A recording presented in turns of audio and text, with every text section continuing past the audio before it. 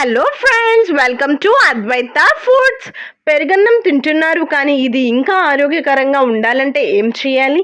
ఈ ఒక్క చిన్న మార్పుతో మీ కుటుంబానికి ఎక్కువ పోషకాలు అందించవచ్చు.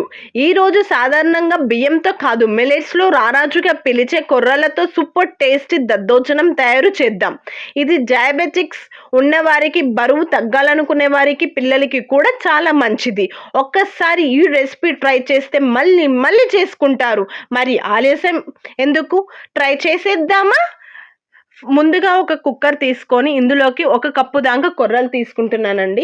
ఈ కొర్రలు అనేది కంప్లీట్‌గా ఆర్గానిక్ కొర్రలండి. అంటే ఫార్మ్ హౌస్ నుంచి తీసుకునేది. దీంట్లో కొంచెం డస్ట్ ఎక్కువగానే ఉంటుంది. మనకి మార్కెట్‌లో దొరికే దాంట్లో ఎక్కువగా డస్ట్ ఉండదనమాట. దాన్ని ఒక 2 టైమ్స్ వాష్ చేసుకుంటే సరిపోతుంది.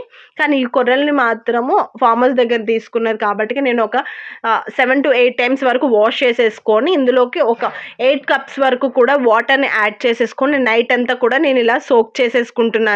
ఒకవేళ మీకు టైం లేదు అని అనుకుంటే వెంటనే వాష్ చేసేసుకొని 1:4 రేషియోలో మీరు వెంటనే ప్రెషర్ కుక్‌లో చేసుకోవచ్చు. ఒక 4 విజిల్స్ వచ్చేంత వరకు కూడా 4-5 విజిల్స్. నేను నైట్ అంతా నానబెట్టేసుకొని 1 కప్పుకి 4 కప్పుల నీళ్లు యాడ్ చేసేసుకొని ఒక 3 విజిల్స్ రానిచ్చాను. ఇలా వచ్చిన తర్వాతకి మీరు కావాలనుకుంటే థిక్ కన్సిస్టెన్సీలోనే మీరు పెరుగు యాడ్ చేసుకోవచ్చు. కానీ కంప్లీట్‌గా చల్లారిపోవాలి. లేదు అనంటే ఇట్లా కొంచెం వాటర్ లిక్విడ్ లాగా ఉంటే మనకి నోట్లో వేసుకోగానే ఇలా వెన్నలాగా లోపలికి జారిపోతుంటుందండి.